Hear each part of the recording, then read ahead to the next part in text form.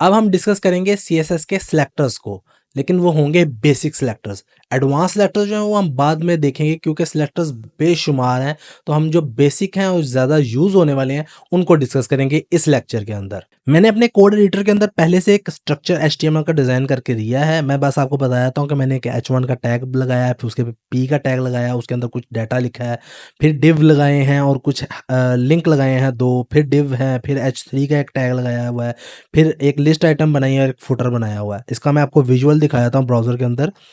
ये कुछ इस तरीके से। अब इसके ऊपर हम इम्प्लीमेंटेशन करके देखेंगे। सिलेक्टर्स को समझने के लिए मैंने ये एक डिज़ाइन किया है डमी सा पेज। इसको हम सिलेक्टर्स की मदद से इसके ऊपर स्टाइलिंग करने की कोशिश करेंगे।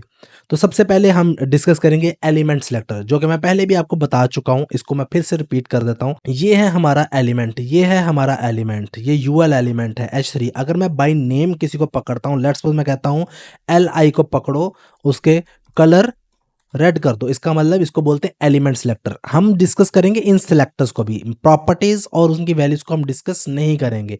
इसको आपने फोकस नहीं करना, फोकस करना है आपने सिर्फ सिलेक्टर्स को। मैंने लिस्ट आइटम को पकड़ा, उसके कलर रेड कर दिए। जैसे सेव करके ब्राउजर में देखूंगा तो ये देखो जितनी की लिस्ट आइटम थी सब की सब जो है वो रेड हो गई है।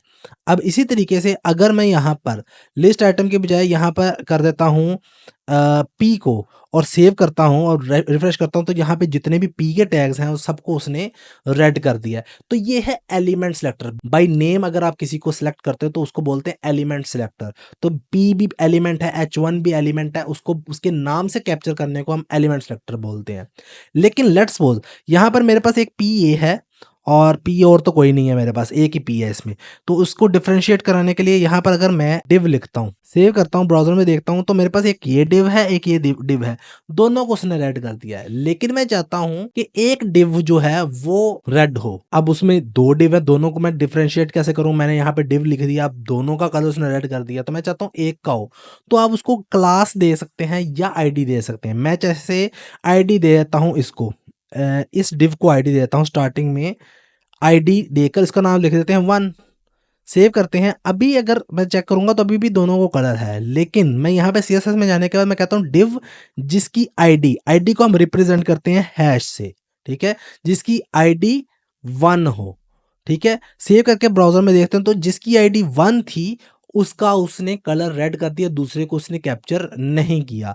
हाँ, अगर मैं यहाँ पर div को खत्म भी कर दूं तो वो जिसकी भी आईडी 1 होगी उसको कैप्चर कर लेगा। तो अभी फिलहाल एक को ही हमने आईडी दिया, तब भी ये सेम ही वर्क करेगा। इसका मतलब है चाहे पी को आईडी मिली हो, चाहे जेड को आईडी मिली हो, चाहे बोल्ड को आईडी मिली हो, किसी को भी आईडी 1 की मिली हो तो वो उसको कलर रेड कर दे। अब यही चीज मैं चाहता हूं कि मैं पी को भी आईडी दे दूं 1 की, सेव करता हूँ, यहाँ पे रिफ्रेश करता हूँ, ये देखो पी को भी उसने रेड कर दिया और जो div था 1 वाला उसको भी उसने रेड कर दिया। ये हमारा div है, ये हमारा जो है वो पी है, ये भी पी है, ठीक है। तो सारे को उसने रेड कर दिया, पी को भी। लेकिन अगर मैं यहाँ पर जाके कहता हूँ कि पी जिसकी आईडी 1 है उसको कलर कर दो, तो पी को कलर करेगा लेकिन div को नहीं करेगा। लेकिन अगर मैं यहाँ पे div लिखकर 1 लिखता हूँ तो div जिसको आईडी 1 मिली है उसको कलर करेगा, दूसरे पी को वो छोड़ देगा। लेकिन अगर मैं यहाँ पर इसको ओपन कहता हूँ कि 1 को क्लिक करो, सेलेक्ट करके उसको कलर करो, तो जिसको भी आईडी 1 मिली होगी सबको पकड़ेगा, उसका कलर रेड कर देगा। लेकिन एक और चीज इसमें क्या है कि हम आईडी यूनिक रखते हैं। आईडी हमने क्या करना होता है, एक अगर मैंने 1 किसी को दिया ना तो वो दोबारा मैं दूसरी को आईडी नहीं दे सकता। ये गुड प्रैक्टिस नहीं है। वर्क तो वो करेगी लेकिन आपको कोई अच्छा कोडर नहीं समझेगा। सो बेसिक जो है आईडी वो एक यूनिक होनी चाहिए, पूरे पेज के अंदर एक ही होनी चाहिए। दूसरी दफा वो आईडी इस्तेमाल नहीं होनी चाहिए, सेम आईडी। हाँ, उसके बरक्स अगर आपने मल्टीपल काम करवाना है तो आईडी की जगह पर आप क्लास इस्तेमाल कर सकते हो। क्लास को आप मल्टीपल टाइम्स यूज कर सकते हो, ठीक है। यहाँ पे भी हम क्लास देते हैं। तो अब क्लास तो मैंने लिख दिया, यहाँ पर आएंगे तो कुछ भी वर्क नहीं किया, क्योंकि क्लास का जो सिलेक्ट करने का तरीका है वो है डॉट से।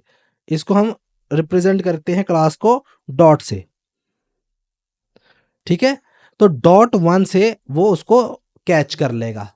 क्लास को हम रिप्रेजेंट करते हैं डॉट से और आईडी को हैश से। उम्मीद है ये वाला सिलेक्टर भी आपको समझ लग गया होगा। अब एक है यूनिवर्सल सिलेक्टर। यूनिवर्सल सिलेक्टर क्या होता है? लेट्स सपोज मैं यहाँ पर कहता हूँ इसको खत्म करो और यहाँ पर लिख दो स्टार साइन। स्टार का मतलब है कि जितना भी डाटा यहाँ पर आपको शो हो रहा है उस सबको पकड़ो और उसका कलर आप रेड कर दो।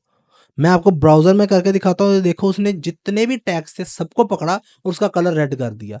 तो इस तरीके से क्या है कि आप लोग यूनिवर्सल सिलेक्टर की मदद से सबको कैच करो और उनको कलर रेड करवा दो। जितने भी टैग्स हैं, चाहे वो एचटीएमएल का है, चाहे वो बॉडी का है, चाहे वो H1 है, चाहे वो H3 है, चाहे वो P टैग है, चाहे वो प्री टैग है, कोई भी टैग्स हैं सबको पकड़ो उसका कलर रेड कर दो।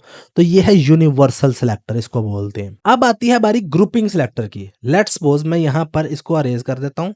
यहाँ पे मैं कहता हूँ कि सिर्फ आप H1 का कलर रेड करना चाहते हो और एक आप डिव जिसकी क्लास 1 है उसका कलर रेड करना चाहते हो। ठीक है, मैं क्या करता हूँ यहाँ पे लिखूंगा डिव जिसकी क्लास 1 है उसको कलर रेड, और एक इसको मैं चाहता हूँ H1 को पकड़ो उसको कलर कर दो रेड। ठीक है, अब ये काम तो पहले भी मैंने आपको बताया है कैसे होगा। यहाँ पे ब्राउजर में देखते हो तो इसको उसने कलर रेड कर दिया H1 को, और इसको भी कर दिया जो कि हमारा था डिव जिसकी आईडी और सॉरी क्लास 1 थी। लेकिन इसको आप दूसरे तरीके से भी लिख सकते हो ग्रुपिंग की वजह से। वो क्या होता है, आपने ये दोनों कोड एक ही लाइन में भी लिख सकते हो। जैसे कि मैं कहता हूँ H1 को भी आपने सेम कलर करना है, कॉमा देकर आप कह सकते हो डिव जिसकी क्लास 1 है उसको भी पकड़ो, इन दोनों का कलर रेड कर दो। अगर आपकी प्रॉपर्टी और वैल्यू सेम है तो आप मल्टीपल सिलेक्टर्स को एक ही लाइन में कैच कर सकते हो कॉमे की सेपरेशन के साथ। यानी कि H1 को और सेपरेट कर दिया आपने div डॉट 1, जिस div की आईडी 1 है सॉरी क्लास 1 है, और H1 दोनों को सिलेक्ट करो उसका कलर रेड कर दो, तब भी ये काम सेम करेगा। इसको बोलते हैं ग्रुपिंग करना। ठीक है, तब भी हमारा काम सेम है। तो आपने क्या किया, आपने H1 अगर आप चाहते हो यहाँ पर ए टैग को भी कलर उसका रेड करना, तो आप इसको सेव करो, यहाँ पर आके देखो तो ए जो टैग है एंकर टैग्स को भी उसने पकड़ के रेड कर दिया है। ठीक है, तो इस तरीके से हम मल्टीपल ग्रुपिंग के साथ भी एक सिंगल सीएसएस कर सकते हो। तो ये होते हैं ग्रुपिंग सिलेक्टर्स। अब हम डिस्कस करेंगे एट्रीब्यूट सिलेक्टर्स को। एट्रीब्यूट सिलेक्टर क्या होता है, लेट्स सपोज यहाँ पर मैं ए को कैच करता हूँ, उसका कलर तो मैंने रेड करवा दिया, यहाँ पर ए के टैग्स का कलर रेड हो गया। लेकिन चाहता हूं कि यहाँ पे दो एंकर टेक्स्ट है, यहाँ पे दूसरे वाला जो एंकर है उसको मैंने एक टारगेट का एट्रीब्यूट दिया हुआ है। मैं चाहता हूं कि जिस एंकर टैग के अंदर टारगेट आया है उसका कलर रेड करो, दूसरे का कलर छोड़ दो। तो उसको आप एट्रीब्यूट की मदद से कर सकते हो। ए यहाँ पर स्क्वायर ब्रैकेट्स के अंदर आप लिखोगे, क्या लिखोगे, टारगेट। सेव करके यहाँ पर रिफ्रेश करते हो तो ये देखो सिर्फ जिसके अंदर एट्रीब्यूट लगा हुआ है टारगेट का उसी को उसने कैप्चर किया है। अच्छा, अब देखो अगर आपने ये भी एक एट्रीब्यूट है तो एट्रीब्यूट तो हमारा एच रेफरेंस भी है। अगर मैं ये कहता हूं कि जो टारगेट की बजाय मैं कहता हूं जिसके अंदर एच रेफरेंस है उसको कैच करो, तो एच रेफरेंस तो दोनों के अंदर है, तो दोनों का कलर उसने रेड कर दिया। लेकिन मैं कहता हूं कि जो एच रेफरेंस को वैल्यू दी हुई है हैश की, तो इसमें से एक एंकर टैग को हैश की वैल्यू मिली है, दूसरे को इंडेक्स डॉट एचटीएमएल की वैल्यू मिली है। तो उस एंकर टैग को सिलेक्ट करो जिसको आपने हाइपरलिंक रेफरेंस की वैल्यू जो है एट्रीब्यूट की वैल्यू हैश दी हुई है। सेव करके ब्राउजर में चेक करता हूं तो जिस एट्रीब्यूट को हैश की वैल्यू असाइन है सिर्फ उसी ने उसी को कैच करके तो उसका कलर डिफरेंट कर दिया। तो ये होता है हमारा एट्रीब्यूट सिलेक्टर। मुझे उम्मीद है कि आप लोगों को इस लेक्चर की समय लगी होगी। अगर कोई क्वेश्चन हो तो आप कमेंट सेक्शन में पूछ सकते हैं। अगर वीडियो आपको अच्छी लगी है तो लाइक और सब्सक्राइब मस्ट है। मिलते हैं नेक्स्ट वीडियो में।